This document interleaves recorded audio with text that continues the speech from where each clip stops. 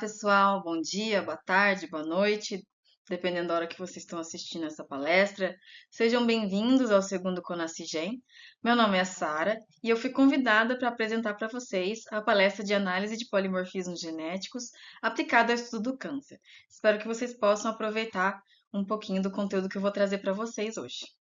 Então, pessoal, só para contextualizar quem eu sou, de onde eu vim, o que eu faço, eu sou formada em Ciências Biológicas na modalidade bacharel pela Universidade Federal do Paraná, onde na minha monografia eu trabalhei com a produção de anticorpos recombinantes contra o veneno da aranha marrom, que é a toxina loxoscélica, e daí eu segui a minha carreira acadêmica, fazendo a pós-graduação em patologia experimental na Universidade Estadual de Londrina, onde eu concluí meu mestrado e estou agora no último ano do meu doutorado.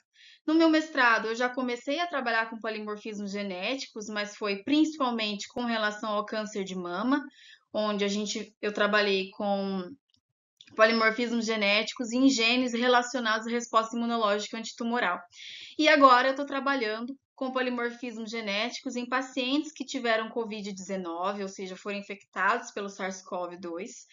E a gente analisa também polimorfismos genéticos em genes relacionados à resposta antiviral, à resposta imunológica antiviral.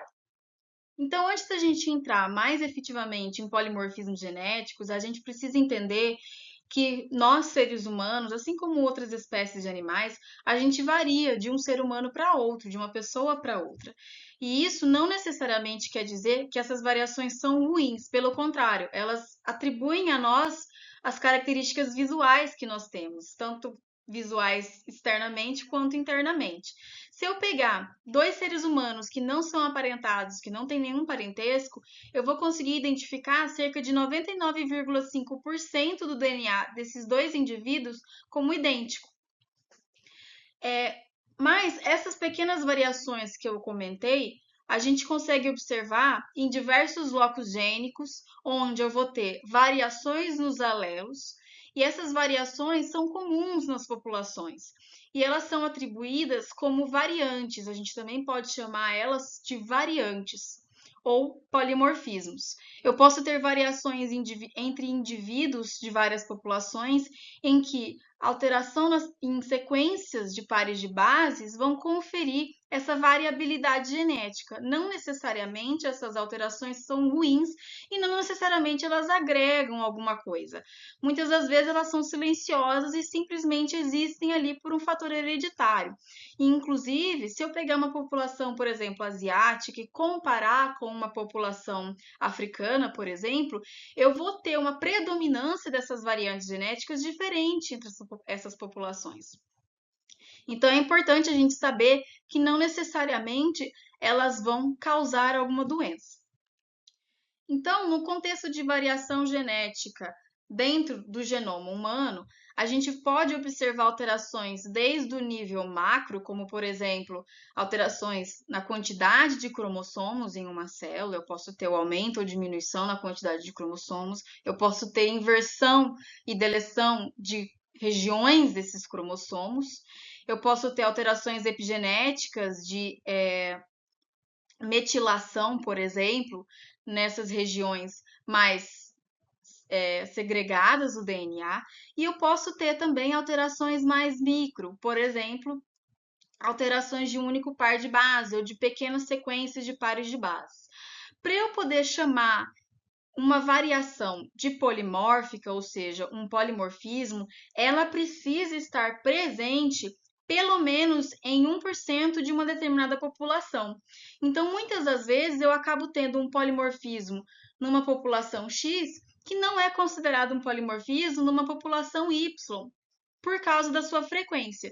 Então, quando eu falo pelo menos 1%, é do alelo menos frequente, ele tem que estar pelo menos presente 1% dessa população para essa variante ser considerado um polimorfismo.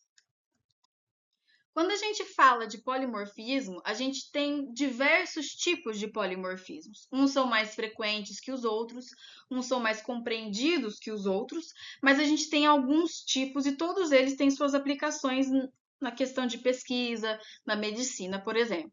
Então, os mais frequentes, mais abundantes, são os polimorfismos de nucleotídeo único, também chamados de SNPs, que vem da sigla em inglês. Como o próprio nome diz, ele é uma alteração de uma única base. Então, aqui eu tenho um exemplo em que a minha sequência de referência tem uma timina nessa posição desse gene e eu posso ter um indivíduo com a presença de uma alteração da timina para uma citosina em pelo menos um dos dois cromossomos que esse indivíduo tem. Nesse caso, esse indivíduo a gente chama de heterozigoto, porque ele possui dois alelos, o alelo da sequência de referência e o alelo alterado, que é o alelo que não está presente na sequência de referência.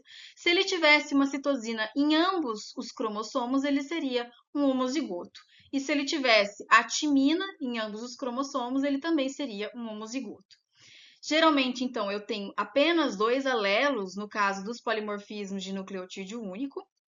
E para os outros tipos, que a gente tem, por exemplo, a inserção ou deleção, também chamadas apenas de indels, onde eu tenho alterações de 1 a 100 pares de base, que quer dizer o quê? Eu tenho a inserção de uma sequência de pares de base.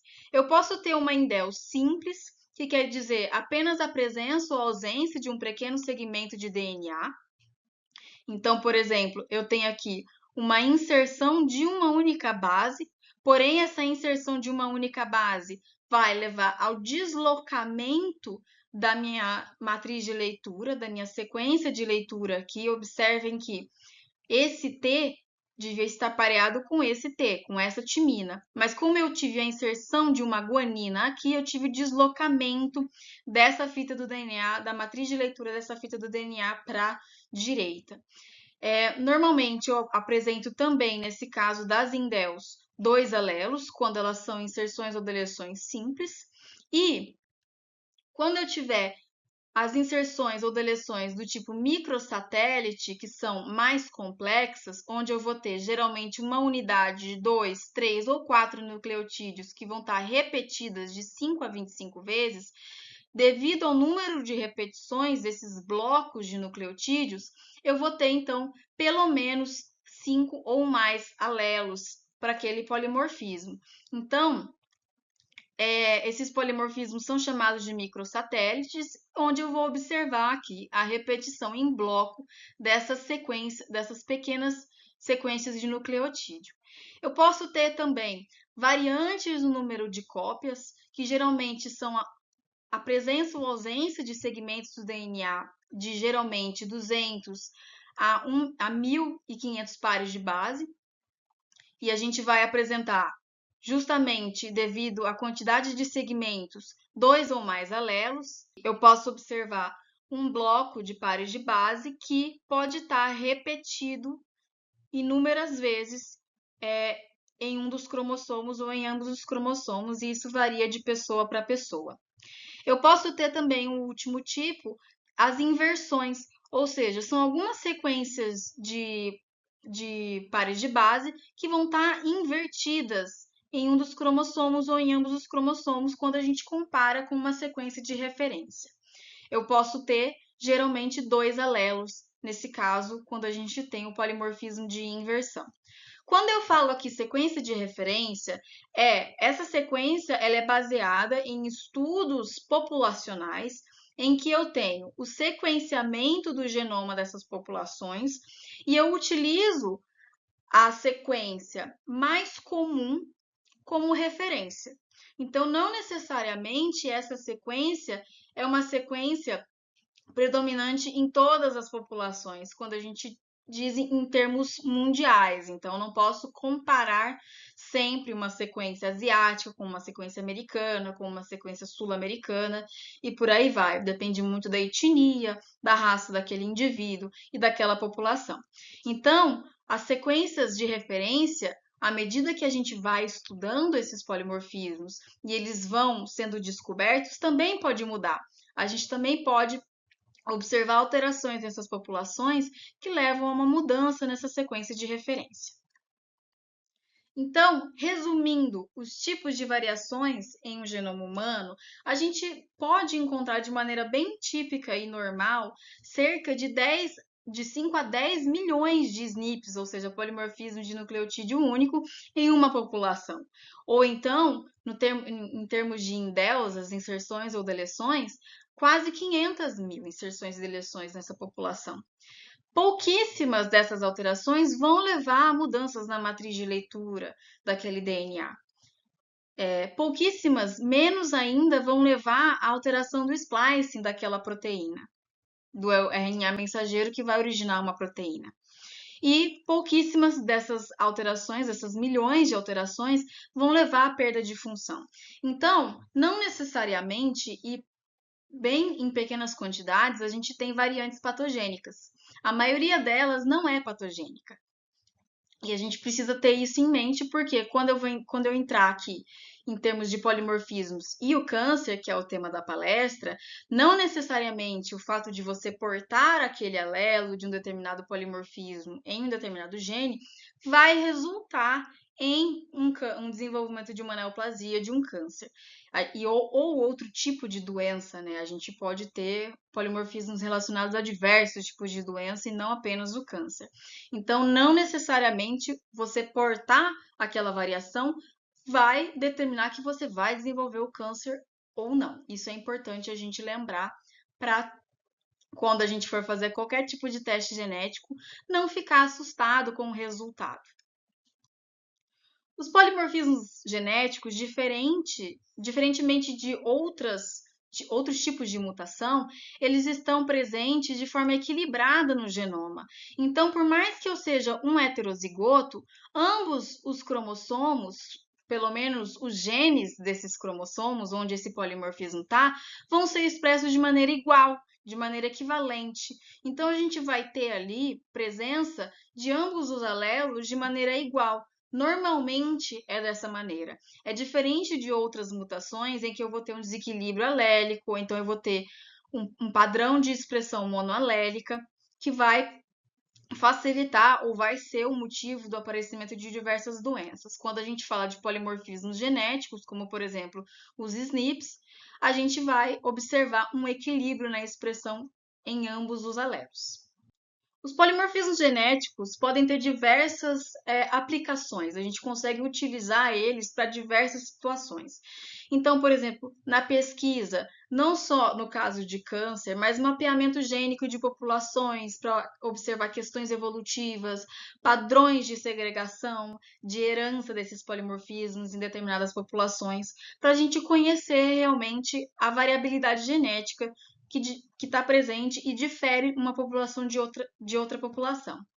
A gente pode usar também esses polimorfismos como marcadores, ou seja, compreender qual é a relação deles com determinadas doenças, ou, por exemplo, alterações funcionais daquele gene e realizar análise de diagnóstico pré-natal, por exemplo, com o objetivo de detectar o possível aparecimento de uma doença de maneira bem precoce. A gente também utiliza a análise de polimorfismos no contexto de transplante de órgãos e transfusão de sangue. Por exemplo, quando a gente fala de compatibilidade de tecidos, a gente fala principalmente nos alelos HLA. Os alelos HLA, eles vão codificar para o MHC humano. O MHC humano ele está intrinsecamente relacionado com a apresentação de antígenos no contexto imunológico. E eles são responsáveis pela rejeição de transplantes ou por uma reação quando a gente recebe um sangue numa transfusão que não é do mesmo tipo que o nosso. Então, a análise desses polimorfismos é extremamente importante para a gente observar a compatibilidade no caso desses transplantes de órgãos ou transfusão sanguínea, porque os alelos HLA são extremamente polimórficos. Nós temos dezenas de milhares de polimorfismos desses genes que vão facilitar ou dificultar, por exemplo, a rejeição de um órgão transplantado. A gente pode utilizar também polimorfismos genéticos na ciência forense. Nós temos principalmente o uso de microsatélites, que são um tipo de inserção e deleção, para fazer identificação de corpos, por exemplo, para fazer identificação de um DNA obtido em uma cena de crime e comparar com o DNA de indivíduos suspeitos. Os polimorfismos de microsatélites são muito utilizados nas análises de paternidade, então eles são, assim como todos os polimorfismos, características herdáveis, eles não são mutações somáticas, por isso que a gente pode atribuir eles a uma população. Eles não são mutações que aparecem exclusivamente em um indivíduo de maneira aleatória. Eles são herdáveis, então a gente consegue, a partir de um painel, ou seja, de vários polimorfismos de microsatélite determinados, identificar quem é o pai daquela criança, por exemplo, ou a mãe, a partir do padrão de herança que essa criança apresenta de alelos. Então, ela deve ter pelo menos alguns alelos em comum com aquele pai candidato para a gente poder atribuir, então, essa paternidade ou não. E, ultimamente, anda crescendo bastante a utilização de polimorfismos genéticos e outras variantes genéticas no quesito de medicina personalizada. Não só com relação ao risco que esses polimorfismos podem apresentar no desenvolvimento de doenças, ou seja, um indivíduo que apresenta uma série de polimorfismos com alguns alelos determinados tem uma maior chance de desenvolver um câncer de mama, ou então uma artrite reumatoide, ou então a outra doença autoimune, por exemplo. E também nesse caso, a gente utiliza polimorfismos genéticos para avaliar a resposta daquele indivíduo a um tratamento específico, porque muitos polimorfismos genéticos interferem na maneira como aquele indivíduo metaboliza um fármaco.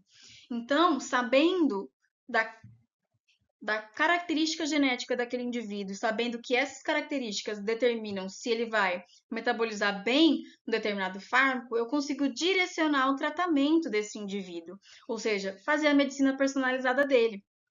Fazer um tratamento personalizado para aquele indivíduo e não necessariamente utilizar um tratamento padrão, um tratamento recorrente, porque muitas das vezes ele não vai responder esse tratamento devido às características genéticas dele.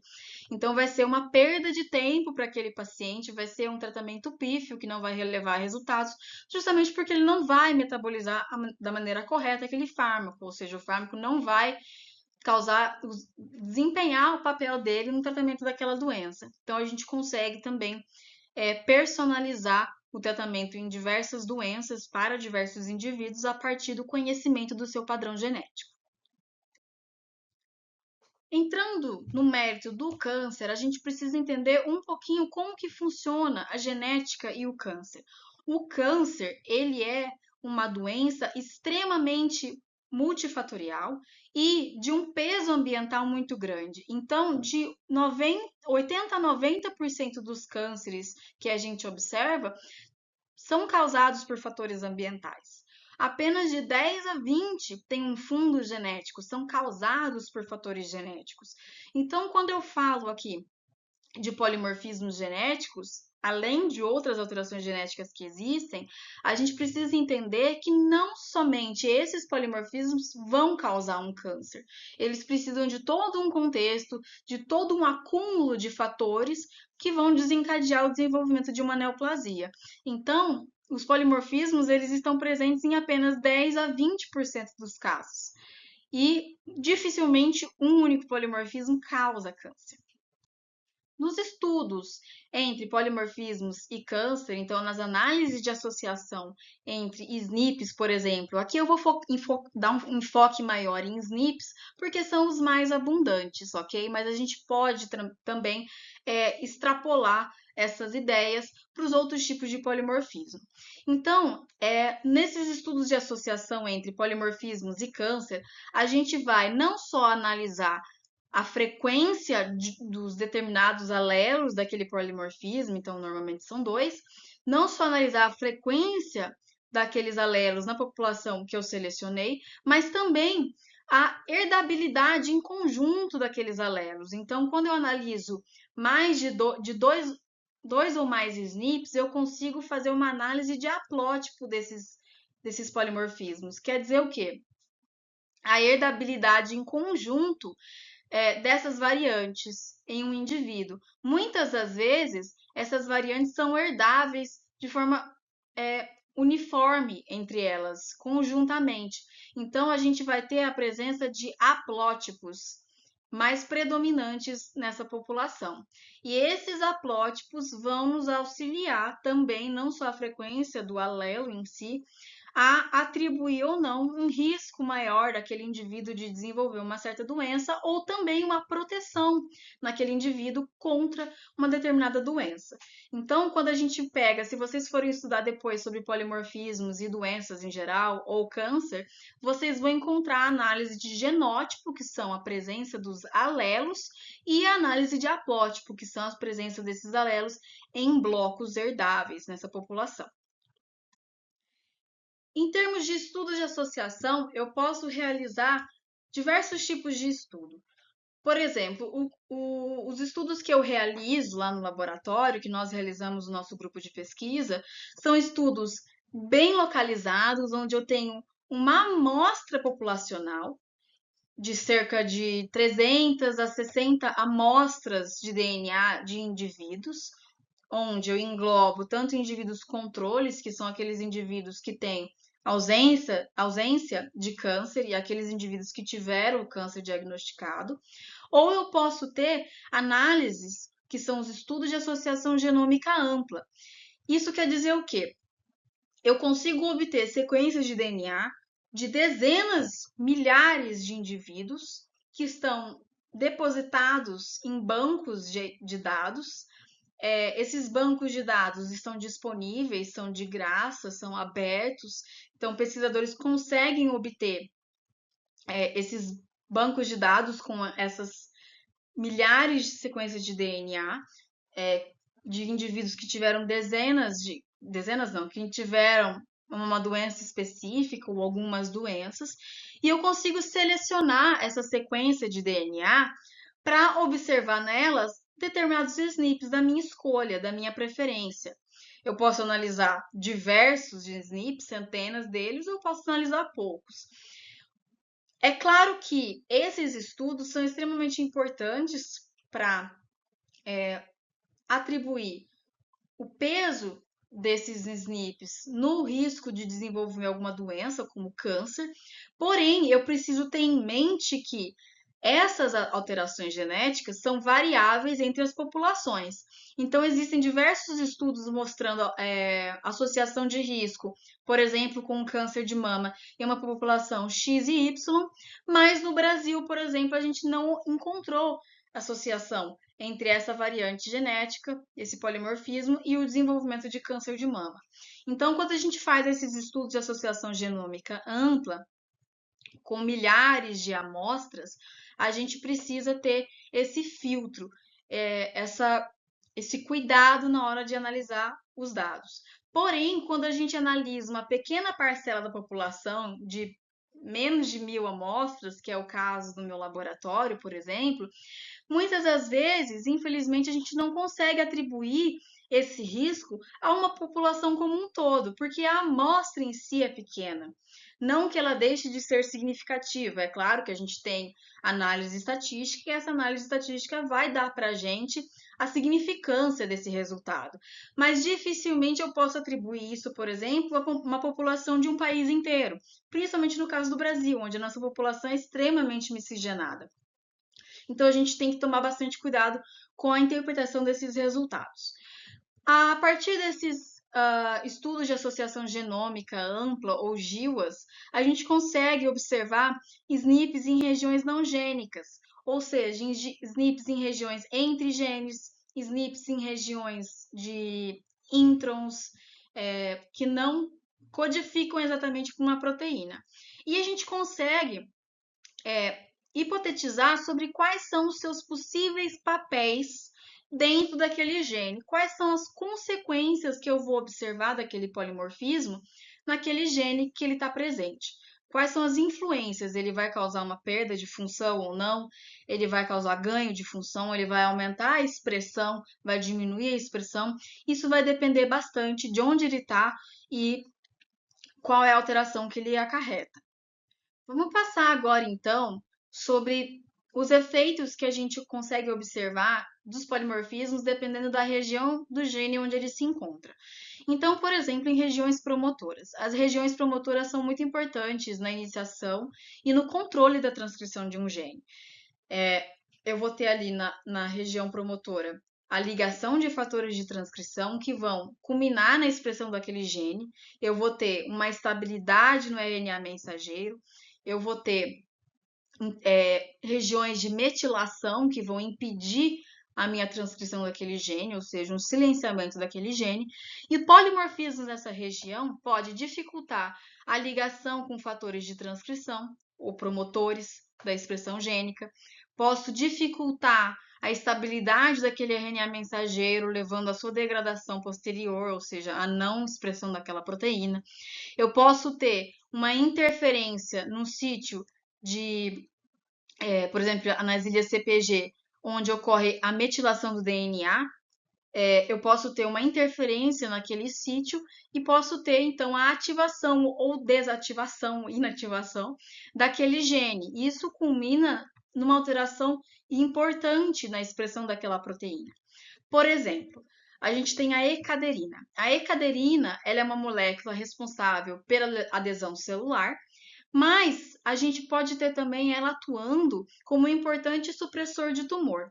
Se eu tenho, por exemplo, polimorfismos nas regiões promotoras, como por exemplo esses dois aqui, onde eu tenho uma mudança de citosina para adenina e guanina para adenina, respectivamente, na região promotora do gene que codifica a ecaderina, eu posso ter uma diminuição da expressão dessa molécula, porque eu vou dificultar a interação dos fatores de transcrição, de reguladores de transcrição, e vou acabar favorecendo o processo de tumorigênese naquele indivíduo que possui essas alterações. E isso foi observado, uma relação, uma associação entre esses polimorfismos na região promotora da ecaderina com câncer de mama, próstata, cólon, pâncreas e também nos cânceres gástricos. Então, o acúmulo, quando eu tenho maiores quantidades desses polimorfismos, não é um único que vai causar essa doença, como eu já falei, mas se eu tenho vários deles, eu posso favorecer, ou seja, aumenta o meu risco de desenvolver aquela doença. Quando eu penso em polimorfismos nas regiões exônicas, eu penso sempre no meu produto final, que é a proteína que aquele gene codifica, porque a proteína nada mais é que os exons traduzidos e unidos, traduzidos na forma de aminoácidos e unidos para que eu consiga formar aquela proteína. Essas alterações que esses polimorfismos nos exons podem causar podem ser sinônimas e não sinônimas. Quando eu digo sinônimas, quer dizer que, apesar da mudança de base, eu não tenho a alteração do aminoácido que aquele códon gera, codifica. Então, eu posso ter a alteração de uma base que vai codificar o mesmo aminoácido da minha sequência de referência. E se é o mesmo aminoácido, eu não vou ter uma alteração estrutural daquela proteína, porque é o mesmo aminoácido. Agora, quando eu tenho alterações não sinônimas, é quando eu tenho uma mudança da base que gera uma mudança no códon. E se essa mudança de códon mudar de aminoácido, eu posso ter uma consequência estrutural naquela proteína. Essa consequência estrutural pode ou não afetar a funcionalidade daquela proteína. Muitas das vezes eu posso ter uma alteração estrutural em uma região que não é efetora daquela proteína, que não vai causar interferência nas funções efetoras, e essa alteração não vai ser significativa naquele indivíduo, naquela parcela da população que possui esse polimorfismo, no que se refere ao risco de desenvolver alguma doença, como por exemplo o câncer. Mas eu posso ter alterações que são graves, que vão levar então a uma desregulação no ciclo celular, por exemplo, que é o caso do EGFR.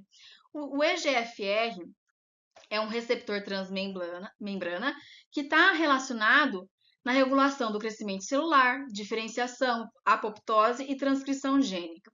O EGFR ele possui um domínio intracelular de tirosina quinase. Esse domínio ele é muito importante no funcionamento desse receptor, porque é onde inibidores se ligam, onde então eu faço a regulação da atuação desse receptor no ciclo celular. Então, polimorfismos que causam a eliminação da produção desse domínio, ou seja, eu passo a não ter mais esse domínio intracelular, apenas o domínio transmembrana e a porção extracelular, eu não consigo inibir a ativação desse receptor. E ao não inibir a ativação desse receptor, eu posso ter uma consequência da atuação dele desenfreada, como por exemplo, uma regulação, o crescimento celular desenfreado, eu posso ter um aumento na diferenciação celular, eu posso ter a diminuição na apoptose de células que estão com alterações que deveriam ser eliminadas. Eu posso ter alterações na transcrição de alguns genes que podem culminar na tumorigênese. E essas alterações, nessa sequência que codifica a tirosinoquinase, domínio tirosinoquinase do receptor EGFR, estão associadas, por exemplo, com o risco de desenvolvimento de gliomas. Então,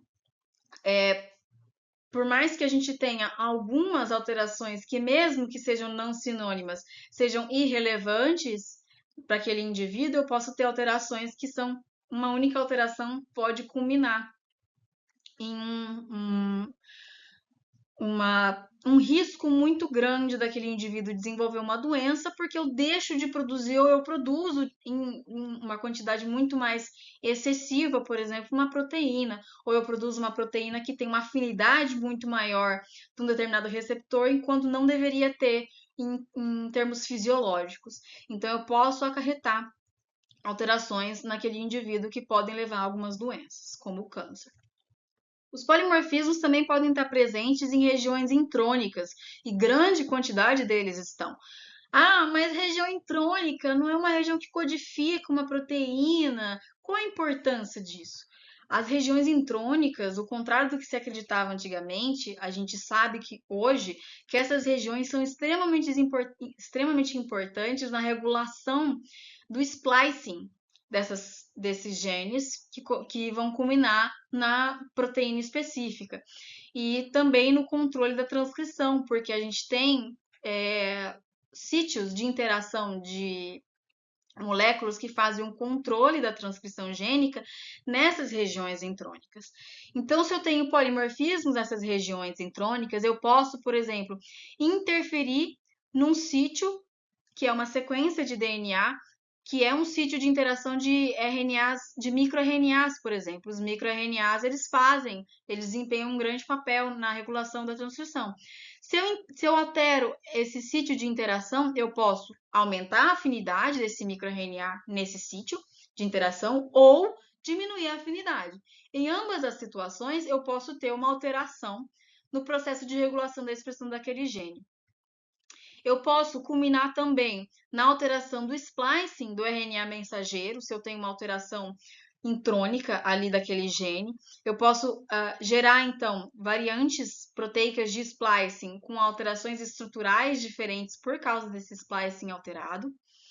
E eu posso ter uma diminuição na estabilidade daquele RNA mensageiro. Por exemplo, os microRNAs, eles também atuam na estabilidade do RNA mensageiro até o momento em que ele vai ser traduzido. Então, eu posso ter uma degradação precoce daquele RNA mensageiro ou uma estabilidade muito grande de um RNA mensageiro que deveria ser degradado parcialmente para não ter uma superexpressão daquela proteína, culminando então numa alteração da expressão daquele gene. A gente pode ter um exemplo como o FGFR2, que nada mais é que um receptor de fator de crescimento presente em fibroblastos, que é uma linhagem de células. Esse receptor, ele tem um papel extremamente importante na divisão celular, no crescimento e na diferenciação celular. Se eu tenho, por exemplo, um polimorfismo numa região intrônica do FGFR2, eu posso ter o aumento da transcrição e porque eu tenho um aumento na afinidade da ligação de fatores de transcrição naquela região. Eles permanecem ali interagindo com aquela sequência de DNA por muito mais tempo do que normalmente deveriam. E daí eu vou ter um aumento na expressão daquele gene. E se eu tenho um aumento na expressão daquele gene, eu posso ter um aumento na sua atividade funcional, ou seja, uma desregulação do ciclo celular, crescimento e diferenciação celular. Isso, por exemplo, acontece no caso do câncer de mama. Então, esse gene está muito relacionado com o risco de desenvolver câncer de mama. Esse gene, mais especificamente, alguns polimorfismos como esse que eu mencionei. Com relação aos polimorfismos nas regiões 5' e 3' UTR de um gene, assim como as regiões intrônicas, elas não são codificantes, mas elas são regiões extremamente importantes na regulação da transcrição. Então, a região 5' ela é responsável pelo início da transcrição e o controle desse início. E a região 3' é responsável pela estabilidade do RNA mensageiro através da ligação, por exemplo, de microRNAs, que eu já havia mencionado no slide anterior. Então, se eu tenho alterações, mesmo que de uma base, um polimorfismo de nucleotídeo único ali nessas duas regiões, eu posso ter interferência da ligação desses fatores, como microRNAs, que auxiliam, influenciam na transcrição daquele gene ou regulam a transcrição daquele gene. Então, por exemplo, o gene CMYC. O gene CMYC ele é um proto-oncogene, porque ele está relacionado com a progressão do ciclo celular, a apoptose e a transformação celular. Em contextos normais, ele vai fazer a regulação normal do ciclo celular. Agora, se eu tenho uma alteração na região UTR, como por exemplo a mudança nessa posição aqui da região UTR de C, da citosina, para uma timina, eu posso ter um aumento da expressão do gene CMYC. E se eu tenho um aumento da expressão do gene CMYC, eu vou ter um aumento na progressão do ciclo celular, eu vou ter uma desregulação no controle do ciclo celular dessa célula, ela pode sofrer transformações, ela pode se multiplicar em maior quantidade do que deveria, e eu vou acabar tendo, então, uma indução da tumorigênese. Essa alteração, ela está bem associada com, por exemplo, o mieloma múltiplo, que é um tipo de câncer. Então, a gente tem uma única alteração que pode resultar numa alteração de ciclo celular e, consequentemente, na indução de um processo de tumorigênese. Exemplo de polimorfismo na região 3'. Por exemplo, eu posso ter um polimorfismo no gene do receptor de estrógeno alfa. O receptor de estrógeno, ele é um receptor principalmente nuclear, está presente na membrana nuclear, ou seja, ele é intracelular, e ele influencia na proliferação celular mediante ligação com o estrógeno, que é um hormônio. Se eu tenho uma alteração na região 3' UTR, como por exemplo essa daqui, que tem uma alteração da citosina para timina, ela está presente em um local específico que interage com microRNAs. Como eu acabei de falar no slide anterior, microRNAs são extremamente importantes na estabilidade do RNA mensageiro. Então, se eu altero a sequência onde esse microRNA interage ali na minha região 3' UTR, eu posso diminuir ou aumentar a afinidade dessa ligação. Nesse caso aqui, eu tenho um aumento da afinidade. E com o aumento da afinidade, eu tenho um aumento na expressão do receptor de estrógeno. Com o aumento na expressão do receptor de estrógeno, eu posso aumentar seus efeitos, porque eu vou ter mais quantidade, então ele vai responder quando eu tiver mais quantidade, por exemplo, de estrógeno, do hormônio estrógeno. E isso pode culminar no aumento da expressão e proliferação celular. Esse receptor, mais especificamente essa alteração, esse polimorfismo, está relacionado com o desenvolvimento de câncer de mama, principalmente os cânceres de mama que são positivos para receptores de estrógeno, que são os cânceres de mama luminais.